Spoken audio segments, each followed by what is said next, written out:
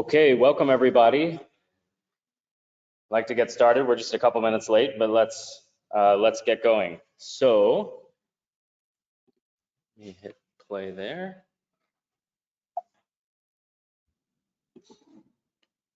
Perfect. Okay, so I'd like to welcome everybody to Verona. Beautiful, beautiful Villa Montero. Third time in 5 years, which I'll show you in a second. It's really a delight to be here. This is a privilege every year. I look forward to seeing you all and getting to welcome you all to the event. So with that, as many of you know, we've been doing this for years, actually, since 2016, we've been getting together. In the early years, oh, sorry guys, let me do this for the people in the room. So in the early years, we were calling this a developers meeting. So for the first 4 years or so. We started back in Delft in 2016. Then over the years, the team grew a little bit. People started using the software more. We had more people kind of wanting to get involved, get engaged. So we switched it to the SU2 conference. And by that, we mean we want to be open to users, developers, anybody who wants to be part of the community, who wants to contribute and join and participate. So if you look back, for the last 5 years, I was telling some colleagues last night, this is really pretty incredible. So for the last 5 years, other than the 2 years where we were virtual due to the pandemic, we've actually been here in Verona each time. So it's in danger of becoming a tradition. It's a great place to be. So we'll see what happens. We'll see what happens next year.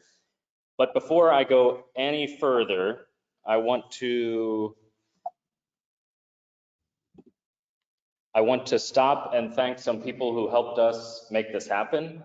So Giulio, Francesco, and Luca, you guys here? Maybe you're up in the balcony. So I got a couple guys up there.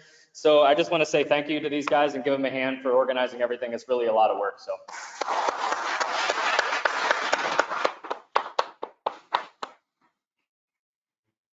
Okay, that was us last year. I hope we get a similar picture this year. The good news is last year we were coming off the pandemic. The attendance was a little low, but this year we're a little bit bigger. So we're closer to 40 people. We're going to fill this place up. So I'm very excited about that. Okay, so here we go. I like to pull up our milestones every year and just remind you guys where we've been. I'm not going to go through it all. There are 2 new ones that I want to draw your attention to at the end. I'll let you look at it for a minute, but there are 2 important things we're going to talk about briefly in this welcome, which are the foundation transitioning from the US to the Netherlands, which is a process we just completed this year, and we'll talk more about that. And then we also had a big achievement on the development side, which is the release of version 8 this year in August, and I'll say more about that as well. But on this, you can see sort of the highlights as we've gone over the years, the stops we've made, the versions we've put out.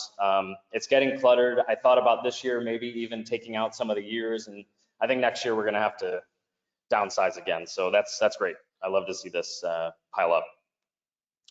Okay, how about a little bit of numbers? So how the project's doing. I usually pull these for a whole year. There was a little bit of a snafu in Google Analytics, so I only have the last 90 days of this data. So this is traffic data to the project website. So the SU2 code.github.io, so where we have docs and other things. And so this just gives you a snapshot of sort of the international reach and kind of the countries that are clicking around and using the software, at least looking at the web page. I can't say necessarily whether they're using it. But you see great participation from all around the world. I think I only have the top 6 or 7 here, but I think the 8, 9, and 10 were France, South Korea, maybe one other country that I can't recall off the top of my head. But really, you're seeing that we're kind of active all over the place. People are taking a look at what we're doing, so the community is having impact, so keep it up. Let's talk about development now for a minute. So this is a view of all of the commits to the repository over the lifetime of when we kind of put the project up into GitHub. And so you can see, I like to take a look at this at the end in particular, just to see how we're doing kind of over time. And we've had a very consistent kind of run here over the last few years of commits to the repository. So that's also good to see. So let me flash a few other things for you. So some highlights. Like I said, we had the version 8 release on August 29th. Big release, lots of stuff. I'll say some highlights about that in a minute. We had 160 pull requests to the repository since basically last meeting. So I usually do the delta between meetings. And you can, by the way, go back and look at last year's slides with these numbers to see sort of the deltas of how we're doing. 1,850 clones of the repository in the last 2 weeks. 1,000 unique visitors to the GitHub repository page in the last 2 weeks. So those are just running. Over 1,600 commits, so individual, code change commits to the develop branch, so sort of our main line that we use to push out releases from, since the release we were on last year, which was 7.4 at this time. So over 1,600 commits to that main line.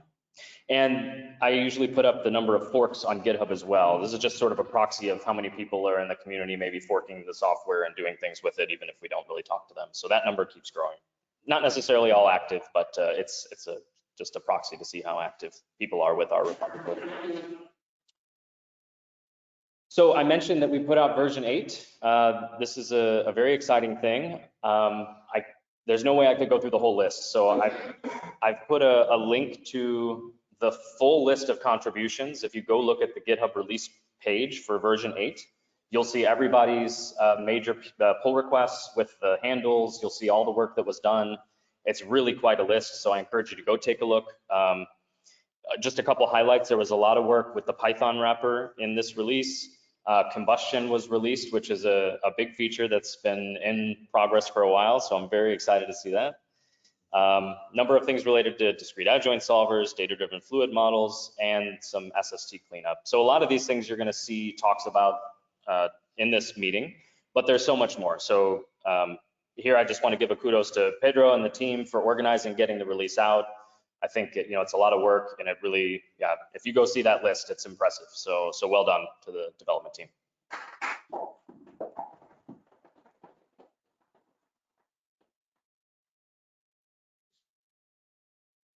Okay, now the boring side. So the administrative stuff. So I want to give you a couple updates about what we've been up to, because it's been a busy year actually for us. So back in 2019, we established the SU2 Foundation in the United States, and the intent was to be a nonprofit. So in the United States, we have what's called 501c3. There's a process to have nonprofit status.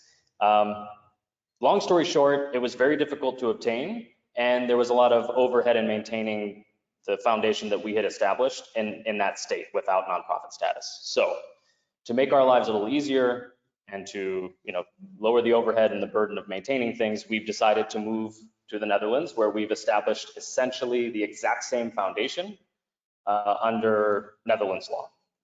So it's still a nonprofit. We'll talk more about that later today. Actually, even the bylaws are almost the exact same. I'm not going to drag you through them, but they're there. They're posted on the website if you want to go look through. They look a lot like the ones we had in the US, so no big surprises. As part of the regulation or sort of upkeep of the foundation in the Netherlands, we have to put out an executive plan and also take care of financials, which I'll show on the next slide. Well, I'm not going to show you the financials. That's too boring, but there's a link to it. And so we've prepared an executive plan that's also posted on the web. We'll talk about that later today. I want to highlight that we had 3 new board members join us after last meeting. So 3 of them are here. So we've got Niso, Toby, and Mateo. So the 3 of you have joined and actually helped a lot in the last year. So, and in fact, Niso is our treasurer sitting in the Netherlands. So it's very helpful. And Mateo is our secretary. Toby's our jack of all trades. He's running the meeting right now, so he's busy. So thank you guys for joining and making your contributions. So just on that note, I want to say we're always looking for people to come help us, and we're thinking about succession and getting people involved in the foundation. So come talk to us. We're going to come talk to you. But if you're interested in volunteering and helping us out with things at the foundation to keep this thing rolling, I mean, meetings like this take a lot of work to put together. So we'd love to have you guys come and work with us. So come talk to us, approach us. Okay, a brief thing about finances, just a short slide. The bank account is established in the Netherlands. We have applied for their version of nonprofit status. I'll let NISO talk about that in the afternoon. And if you do want to go see the financial overview, that's also posted on the website and we can walk through it later. Quick note, we had a couple organizations sponsor us specifically for this meeting. So Bosch and Cinero. So I just want to give a shout out to that. If there are any other organizations in the audience who are here and would like to donate to help us keep the nonprofit going, please contact me or the other board members. We need the support. So last thing here, I don't want to take too much time. At the end of today, we're going to have an open kind of discussion session about these two topics. So we'll walk through the executive plan a little bit, walk through the financials a little bit, and we'd like to get some feedback from you all, just so you know what we're up to and you have a chance to tell us what you'd like to see and what we can do together as we move forward.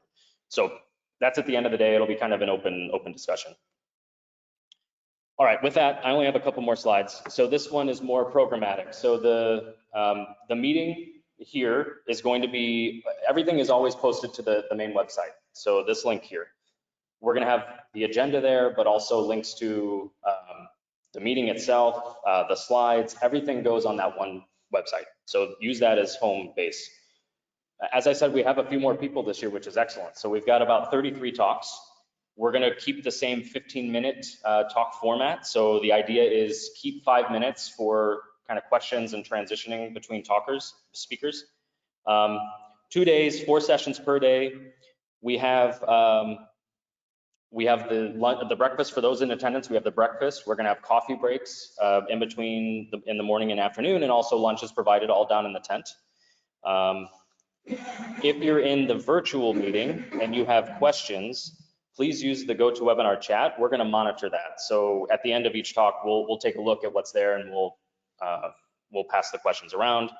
And I'll keep doing it during the meeting, but please repeat the questions up here to the mic. So we're running the meeting off this laptop for speakers. When you're up here, just stay close to this laptop, repeat questions.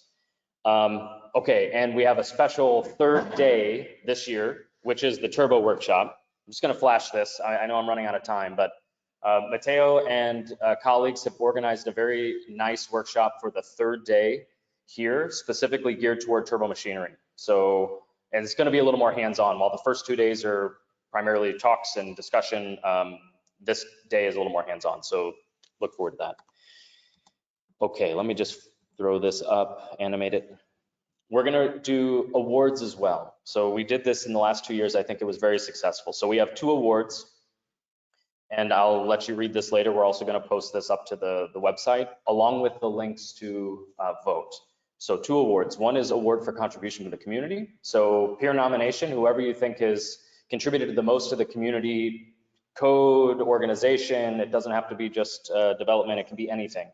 So nominate folks. So we had Toby as the winner last year, so congrats again, Toby. And we also will have the Best Presentation Award. So after all of the talks are finished, please, in the survey that's provided to you, you'll have a chance to vote for which talk you thought was the best. And we'll tally those up at the end of Tuesday, and we'll announce it at the end of the day, these 2 awards. And we have last year's winner here as well, so NISO, congrats again on last year's win. So as I said, that information will be posted to the site. We'll put the links up, after this session, and you guys can go when you have time. Okay, that's all I had. I'm already out of time. Any quick questions or announcements from anybody else before we get into the next talk? Be it program or anything.